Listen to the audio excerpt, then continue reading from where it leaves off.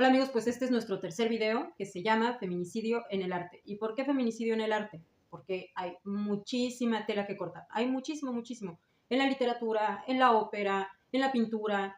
¿Por qué? Porque es algo que sucede y ha sucedido desde siempre y en este momento, en alguna parte del mundo, hay una mujer que está siendo asesinada. Es así. Y van a ver, más adelante les voy a dar los datos, ¿no? Y pues evidentemente hay muchos ejemplos en muchísimas obras de arte. Entonces yo quería empezar por el primero. Yo creo que todos conocen una pintura de René Magritte que se llama Esto no es una pipa. Bueno, y dice, esto no es una pipa, y tiene un dibujo de una pipa, ¿no? Y luego hay una pintura de Frida Kahlo que se llama Unos cuantos piquetitos. Y ustedes dirán, ¿qué tiene de relación el cuadro de Magritte con el de Frida Kahlo? Bueno, la cuestión es esa, que cuando tú ves el cuadro de René Magritte, está claro que no es una pipa. ¿Por qué? Porque es la pintura, es un dibujo de una pipa. Por eso él pone abajo, esto no es una pipa. Cuando ves el cuadro, los dos surrealistas, porque René Magritte, surrealista, belga, y Frida Kahlo también, surrealista, pintora mexicana, ¿no?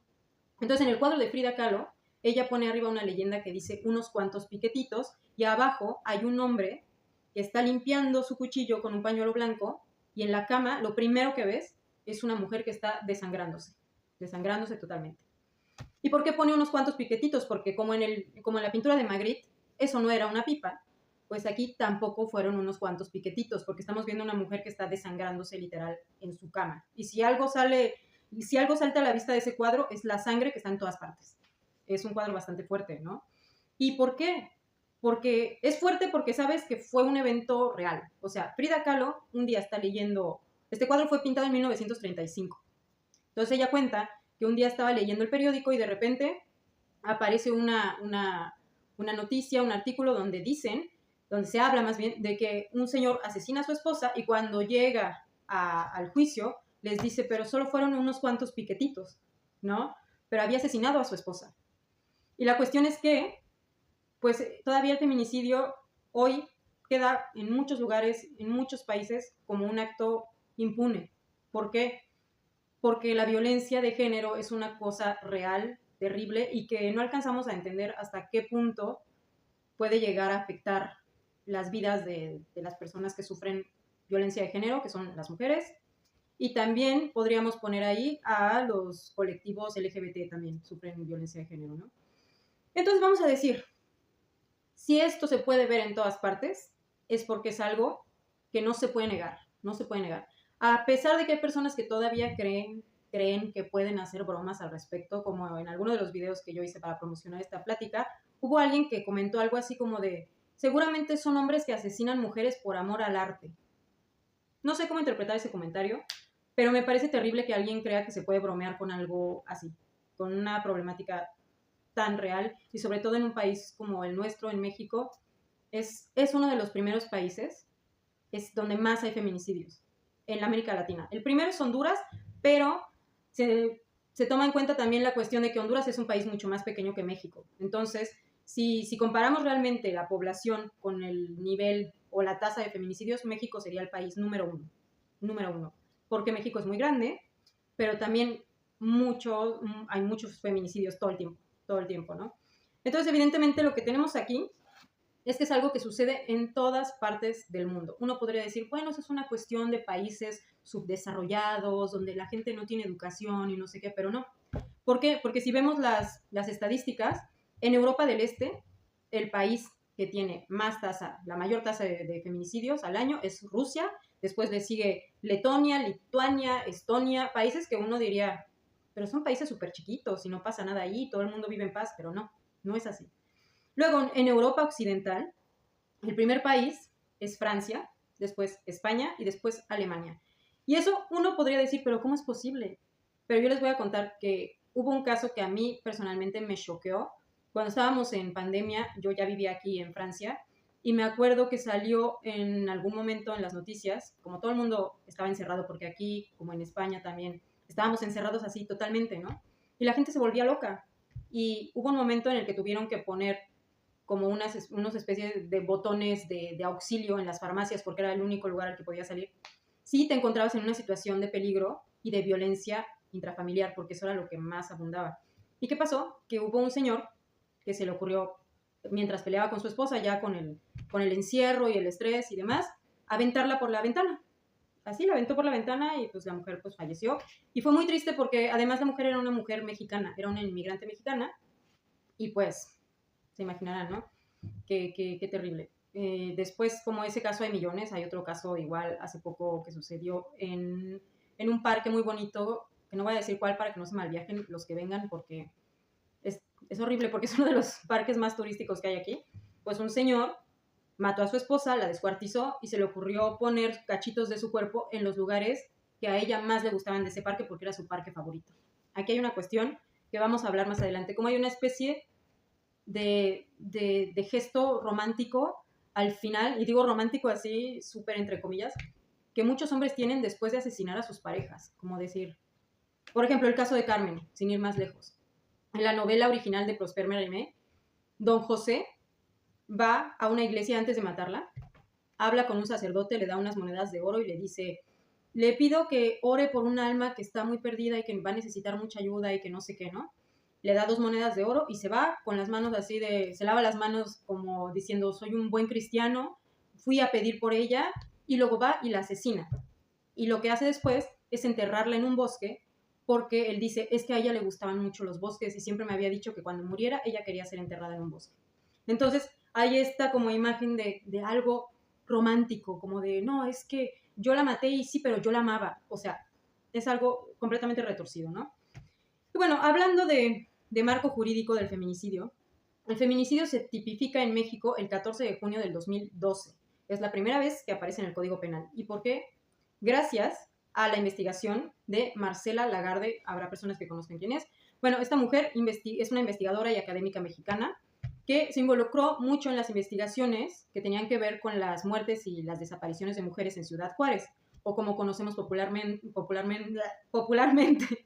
las muertas de Juárez. Todos hemos escuchado eso, los que somos de México, las que somos de México, y seguramente en otros países del mundo conocerán esta historia, pues hubo una época donde las mujeres aparecían muertas o desaparecían, y fue por ahí de 1993, 94 creo, ¿no? Y duró creo que 10 años, algo así, y de repente un día como que la gente dejó de hablar de ello. Qué extraño, ¿no? Porque las mujeres siguen desapareciendo, siguen apareciendo asesinadas en lugares y bueno, es algo, el pan de cada día, como podríamos decir, en muchos países del mundo, pero bueno, si vemos las estadísticas podríamos decir en todos los países del mundo, pero a lo que iba es que hay muchos países donde ni siquiera se tiene una especie de control, de investigación, por ejemplo, los países de África, los países musulmanes que, bueno, están en África, pero me refiero a que hay ciertos sectores de la población mundial donde el hecho de que una mujer desaparezca o que aparezca asesinada porque la mató su esposo, o que su esposo abiertamente diga que la mató, pues no llega como a más, ¿no? Es como de, bueno, pues así es y la gente sigue con su vida y ya. Pero lo que podemos ver es que eso sucede en todos los países del mundo. El país que se les ocurra, por ejemplo, Noruega, que según tiene la menor tasa de criminalidad, hay feminicidios. En Islandia hay feminicidios, en donde ustedes quieran. Entonces, eso permea nuestra cultura en todos los sentidos. ¿Por qué? Porque es algo que sucede y como el arte es una especie de medio también de denuncia, pero también de reflejo de la sociedad en la que vive el artista, ¿no? ¿Y qué vemos? Pues que eso se puede representar en el arte y se ha representado desde siempre. Tenemos la tragedia de Otelo, la tragedia de Shakespeare, que es lo mismo, ¿no? Otelo asesina a Desdémona porque le dicen que puede ser que le esté poniendo el cuerno, ¿no? Que lo esté engañando. Entonces Otelo va y la estrangula. Aquí hay una cuestión importante. El estrangulamiento es el método predilecto de los feminicidas. El estrangulamiento es si uno ve, porque ustedes lo pueden checar, pueden checar en internet, hay estadísticas. De hecho, hay una página española que se llama feminicidio.net, donde hacen estudios sobre todo concentrados en España, y lo que dicen es lo primero que sucede, el primer método que utiliza un feminicida para asesinar es el estrangulamiento. Y es terrible porque Otelo hace eso, estrangula a Desdémona, después se da cuenta que no era verdad lo que le dijeron y entonces se suicida. Y aquí hay otra cuestión, muchos feminicidas después de haber asesinado también se suicidan, pero siempre es como en un gesto casi heroico. O sea, me parece que hay especie de romantización de este gesto como del antihéroe asesino que al final se da cuenta que se equivocó y entonces se suicida, o por ejemplo Don José en la ópera Carmen se entrega voluntariamente y dice, sí, yo la maté, y en eso acaba la ópera, pero dice, mi Carmen adorada, es la última frase que canta Don José. Entonces aquí hay una cuestión de, ay, como lo que ya dije, sí la maté, pero es que yo la amaba, es que la maté porque la amaba demasiado y no podía vivir sin ella. Este tipo pues de discursos estúpidos, ¿no?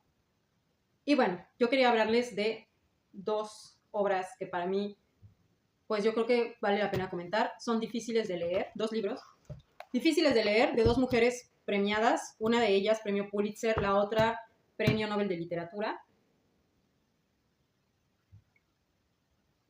Entonces, vamos a empezar con la primera. Que me duele mucho este libro, la verdad cuando yo lo leí me quedé traumada. ¿Qué es este libro? El invencible verano de Liliana, de Cristina Rivera Garza. Todas las personas que les interese este tema, hombres y mujeres por igual, deberían de leer este libro porque es muy fuerte, muy, muy fuerte. La verdad es que una la pasa mal cuando lo lee. ¿Por qué? Porque habla de lo terrible que es el sistema judicial mexicano, que se podría trasladar a cualquier país de Latinoamérica, cualquier país de África, y de lo cansado que es tener que buscar respuestas, que es que tener que hacerte escuchar, porque la justicia pues al final se puede lograr, pero pues eso no te va a retribuir a la persona que perdiste, ¿no? También habla mucho, y eso es algo que casi no se comenta, o sea, se comenta mucho el feminicidio como el acto del asesinato como tal y la violencia y lo que sea, pero nunca se comenta cuáles son los daños colaterales. Cuando una persona vive de cerca un feminicidio, por ejemplo en este caso el de su hermana, que era Liliana, y cómo la familia pues queda dañada para siempre, ¿no? Cómo esa pérdida de una manera tan terrible y tan inesperada marca sus vidas para siempre. Y eso es algo que se pasa de largo, creo, porque no se comenta mucho. Y en este libro es algo que se comenta mucho, cómo esa ausencia determinó de alguna manera el curso que iban a tomar sus existencias, ¿no? La de la propia Cristina, su familia, su papá, su mamá, y el hecho de tener que cargar con esa culpa y con esa vergüenza, porque aquí hay algo terrible también. Como las mujeres, siempre que son asesinadas, estas mujeres que sufren feminicidio, que son víctimas de feminicidio, tienen que cargar con la cuestión de la vergüenza es que esta mujer se lo buscó.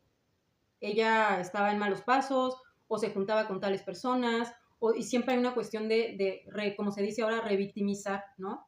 Y las familias cargan con esa revictimización, porque pues evidentemente la persona ya no está ahí para defenderse, pero las familias tienen que cargar con esa culpa, con la vergüenza, con la revictimización, con el decir, es que seguramente los papás no la educaron bien, como dice en la novela de Carmen, de Prosper Mérimée, Don José al final dice algo así como, lo que pasa es que esa mujer estaba muy mal porque sus papás no la educaron bien y pues ni modo, era lo que le podía pasar, ¿no? Lo lógico, ¿no? Que podía pasarle a una mujer así. Y era pues terminar mal, ¿no? ¿Por qué? Porque vivía su vida como ella quería y punto. En este libro pues también lo que vemos es cómo, porque se comparten cartas, escritos del diario de la propia Liliana y ves una mujer, una niña porque tenía 19 años, o sea que estaba ya entrando como en esa etapa de su vida, de construir su propia vida, ¿no? Su propia visión del mundo, del amor, del sexo, de los hombres, o sea, ¿y qué pasa? Que inmediatamente entras en la intimidad de una mujer que está descubriendo qué es lo que le gusta, qué es lo que no, qué es lo que espera de la vida, y pues es terrible ver cómo termina, ¿no? Porque pues como todas las mujeres pues hemos pasado por cuando éramos sobre todo más jóvenes, pues yo, por ejemplo, cuando era adolescente, pues te imaginas un futuro, ¿no? Y dices, a mí mi vida va a ser así y así y así. Y de repente hay mujeres que simplemente no tuvieron la oportunidad de experimentar ese futuro que habían imaginado, porque alguien simplemente decidió que no. Y es horrible. ¿Qué pasa después? Que esto sucede en 1990. Para ese momento el feminicidio no estaba tipificado. Se conocía algo más como crimen pasional y era como lo cotidiano en el sentido de que pues, no era nada choqueante como tal. Y en el libro habla de cómo esta persona, su pareja, y dice su nombre varias veces, cosa que me pareció increíble y se lo aplaudo totalmente a Cristina, que puso el nombre del feminicida todos nombres y apellidos. Está su foto y todos los pueden ver si quieren, si tienen la oportunidad de leer este libro. Y entonces una siente esa rabia, ¿no? Porque te das cuenta que este hombre, pues había como creado una especie de red que vigilaban a esta chica todo el tiempo. Es decir, se había hecho amigo de los borrachines de la esquina o de la gente que estaba por ahí. Y ahí vemos un ejemplo de lo que se llama el pacto patriarcal, ¿no? O sea, un montón de hombres que se ponen de acuerdo para vigilar a una mujer sabiendo que su vida corre peligro, ¿no? Porque cuando este hombre se mete a su casa y la estrangula, eso también, también por eso ahí les acababa de decir que el estrangulamiento es la primera manera en la que los feminicidas, más bien la manera preferida de asesinar de los feminicidas. Entonces, este hombre se mete a su casa, muy probablemente siendo ayudado por alguna de estas personas, y la asesina. Entonces, es terrible, es terrible. También podemos ver cómo esa pérdida y ese shock se ve reflejado en los amigos de escuela que ella tenía, ¿no? La gente que la conocía. O sea, era un ser humano. Esto es muy importante, porque a veces cuando hablamos de feminicidio me da la impresión que se ve solo como una cifra. Vemos cifras de, hay tantas mujeres que mueren al día en México, ¿no? O cada minuto, o cada 10 minutos. Pero cuando se habla de cómo deshumanizamos más bien a esas víctimas, ¿no? Cuando se habla de sus vidas, de quiénes eran, es importante hablar de ellas, de sus vidas. Y lo que hace Cristina es recopilar estas experiencias de sus amigos, de las personas que la conocieron, que estuvieron con ella esos últimos días. Y es terrible, pero al mismo tiempo se le agradece que nos muestra la parte humana de Liliana. Es decir, esta mujer que fue asesinada era un ser con aspiraciones, con sueños, con ideas, con su propia concepción del mundo. Era un ser humano, pues. Y eso siempre se deja como en segundo plano, ¿no? Después, entonces yo les recomiendo mucho este libro, pero van a sufrir. Eso sí se los digo, van a sufrir, pero este libro me lo trajo mi mamá de México y se lo agradezco mucho a mi hermana también, que ella me lo consiguió. Y es hermoso y doloroso a la vez. Luego tengo este libro que también me pareció que comparte muchas cosas con el libro de Cristina Rivera Garza, que se llama La Honte, pero en español se dice La Vergüenza, y así lo pueden encontrar, de Annie Ernaux. Bueno, este libro empieza su primera página diciendo: un domingo de junio, mi papá intentó asesinar a mi madre frente a mí. Y así empieza el libro. Entonces, ¿qué está planteando ella en este libro? Que a partir del momento que ella se da cuenta, que ella experimenta esta situación, pues evidentemente para una niña que tenía 12 años en esa época, fue lo más choqueante y traumático que ha vivido, al grado de que ella lo dice: he llegado a comparar todas las cuestiones o experiencias dolorosas que he tenido en la vida con este momento, porque es el momento de referencia de esto es lo más terrible que me ha pasado en la vida, ¿no? Y habla mucho de la vergüenza, porque precisamente así se llama el libro, la vergüenza de tener que cargar con ese secreto, ¿no? De yo vi a mi padre, además de una manera súper violenta, el padre que aparentemente, el típico padre que está pero no está, no opina, no habla, no dice nada, y de repente un día se vuelve loco, agarra un hacha y lleva a su esposa al sótano. La niña está viendo todo, o sea, la niña ve cómo su papá arrastra a su mamá por el suelo hasta el sótano con un hacha en la mano, la pone contra la pared y está a unos segundos de matarla, y el llanto de su hija como que lo hace recapacitar y dice, ok, estoy haciendo algo malo, y al final no la mata, pero estuvo así de matarla frente a su propia hija. Entonces la cuestión es que, ¿qué sucede? Que ella tiene que cargar con este secreto, y para ella es terrible. ¿Por qué? Porque ella lo dice en algún momento. En ese momento, en los años 50, porque esto pasó en el 52, en los años 50 no había lenguaje, y esto es súper importante, no había lenguaje para nombrar lo que yo acababa de vivir. Y por lo tanto, no tenía la capacidad de expresarlo porque no sabía ni cómo nombrarlo. Y hay otra cosa que es muy importante. En el libro de Cristina se habla mucho del lenguaje, precisamente porque cuando vemos que Liliana empieza a tener problemas con esta persona que no la deja en paz y la acosa y demás, pues no había un lenguaje. En su manera de escribir se nota que hay algo que la molesta, se nota que hay algo que la incomoda, pero no existían palabras como acoso sexual. Me explico, algo tan sencillo que para nosotros hoy en día podría ser como de, pues claro, estaba siendo acosada, pero en ese momento para ella no existía esa palabra, porque en ese momento los hombres que acosaban a las mujeres o que eran muy insistentes se veía como eso, es que es un hombre muy insistente, o que me quiere mucho, o que me quiere demasiado. Y hasta ella lo llega a escribir en algún momento, no me gusta que me quieran así, porque antes la gente creía que eso era el amor, ¿no? Que una persona te estuviera acosando día y noche y que no te dejara en paz y que te siguiera, te tomara fotos, que horrible, ¿no? Pero la cuestión del lenguaje es súper importante y por eso que se haya acuñado el término de feminicidio es súper importante porque ahora ya tiene un nombre y cuando se le otorga un nombre a algo, ese nombre delimita un concepto y cuando existe un concepto, entonces existe la cosa, ¿no? Es muy importante. Y pues evidentemente estos dos libros comparten esta cuestión de la vergüenza que estas mujeres y sus familias sentían con respecto a la mirada de los otros. Porque ella dice, Annie, en su libro, dice, en algún momento me di cuenta que nosotros habíamos pasado de ser una familia católica bien a ser la familia donde la gente simplemente se golpea, se grita, se habla mal, ¿no? Y que era muy importante hacer como que eso no había pasado, ¿no? Porque después, frente a los vecinos, frente a la familia, pues iba a ser una vergüenza que supieran que su papá había intentado asesinar a su mamá con un hacha, ¿no? O sea, terrible, terrible. Entonces, estos dos libros yo se los recomiendo, en la parte de literatura son increíbles, son dolorosos, pero aquí está la cuestión más importante, el lenguaje. El lenguaje es muy importante, muy, muy importante. Entonces, cuando tenemos la capacidad de utilizar el arte, que está más allá del lenguaje, para darle foco a esta problemática que es real, entonces adquiere una amplitud diferente. Y gracias a eso tenemos obras, por ejemplo, como Marea Roja de Diana Circe, que si pueden también investiguen. Yo traté de escuchar la ópera completa, pero no pude porque solo hay fragmentos por ahí libres en internet. Pero es una ópera de una compositora mexicana que se llama Diana Circe. La ópera está inspirada en 3 casos de feminicidio. El primero es Nadia Vera, que les voy a contar después, Cassandra Bravo y Claudia Montiel.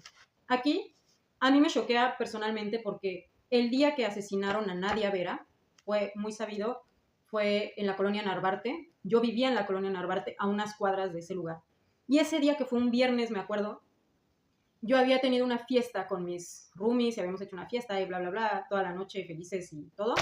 Y al día siguiente nos enteramos que habían encontrado 3 cadáveres de personas que habían sido torturadas durante toda la noche, a unas cuadras de mi casa. Fue horrible.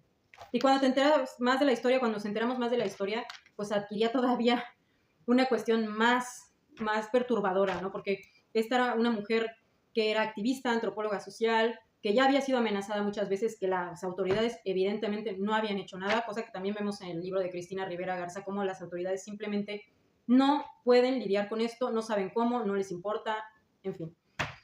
Y pues esta mujer fue asesinada, nadie nunca supo quién fue, todavía el día de hoy sigue impune ese feminicidio, porque también se asesinaron a otra mujer que estaba con ellas, una chica colombiana, y a un periodista.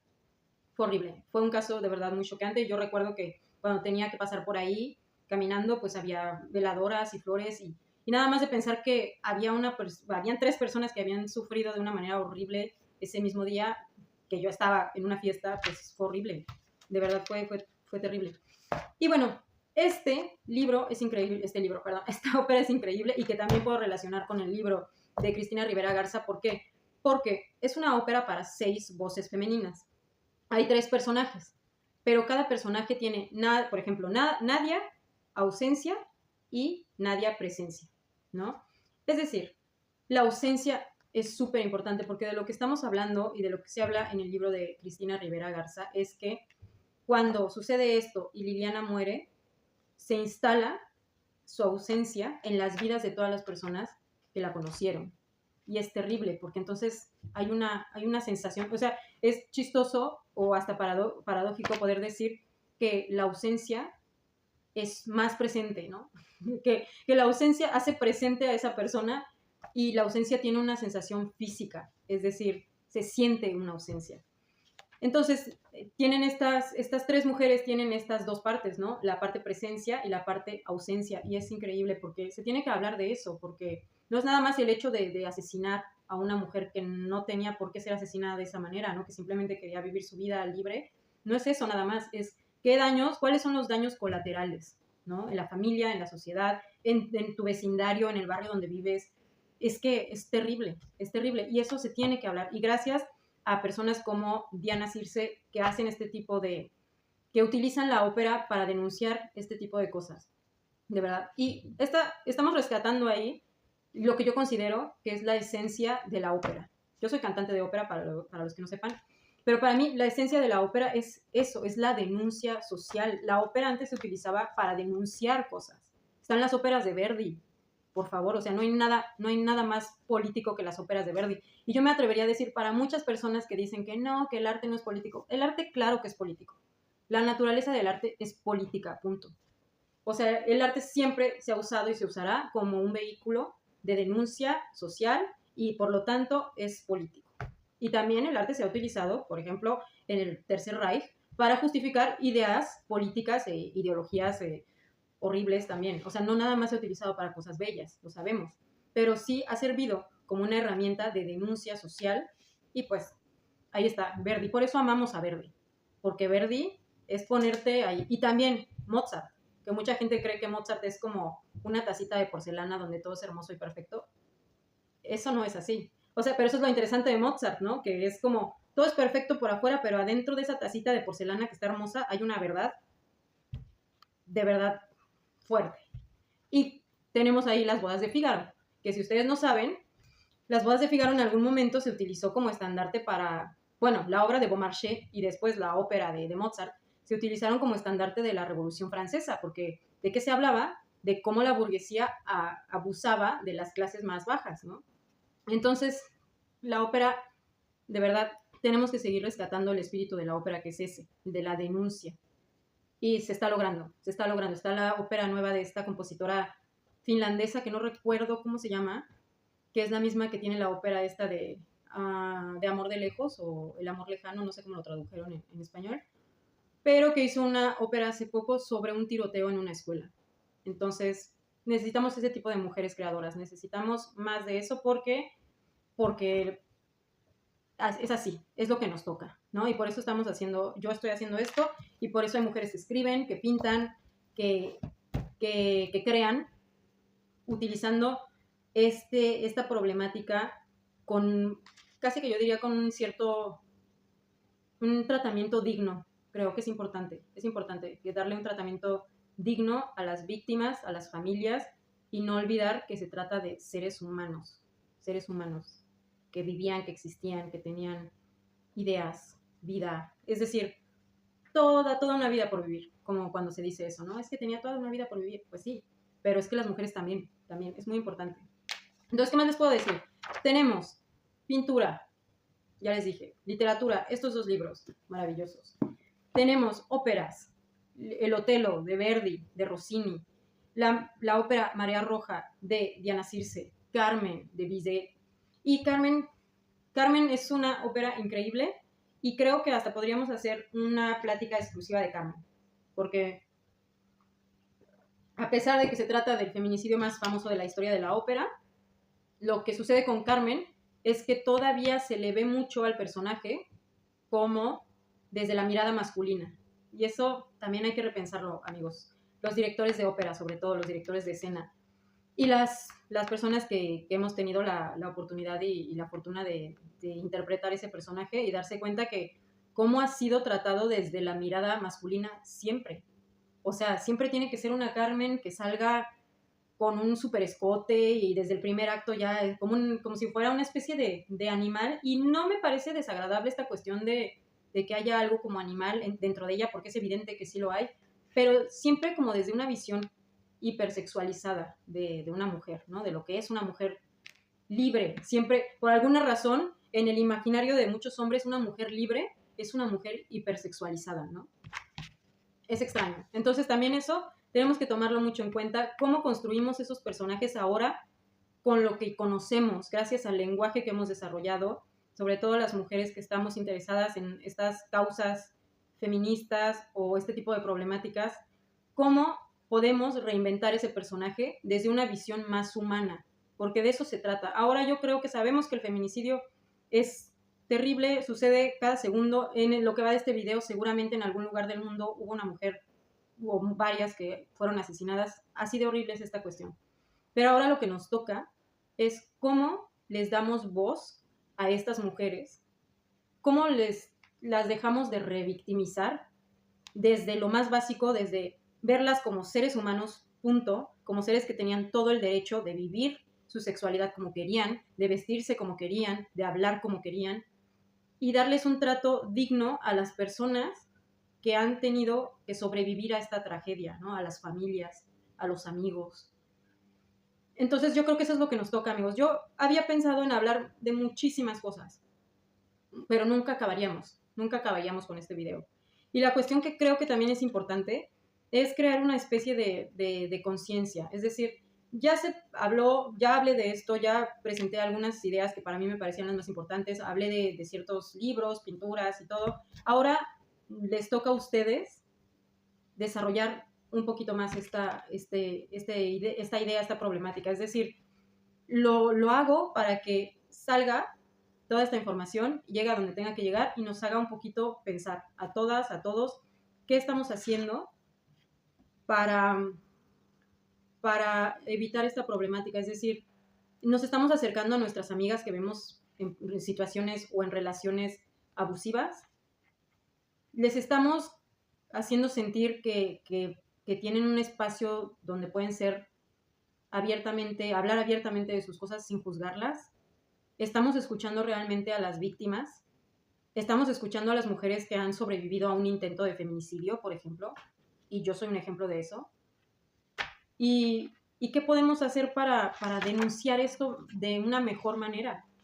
Y las mujeres lo están haciendo, las mujeres artistas, las mujeres creadoras, desde Frida Kahlo hasta Diana Circe, hasta Rivera Garza, están hablando de ello, porque necesitamos hablar de ello, aunque sea un tema que cause muchísimo escozor, porque se nota.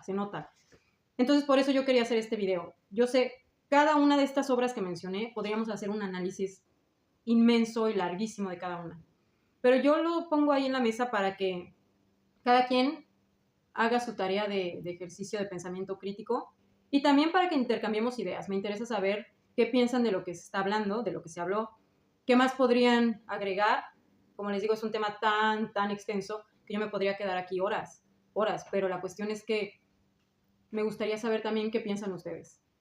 Y bueno, espero que les haya gustado este video. Yo sé que fue más corto que los demás y que tal vez necesitaba ser el más largo, pero les juro que si habláramos de todo lo que investigué, no acabaríamos nunca. Y por eso traté de hacerlo lo más concentrado que yo pudiera en las cosas más importantes. Y en fin, espero que les haya gustado, que les haya parecido interesante, que los motive, que las motive a buscar más información al respecto.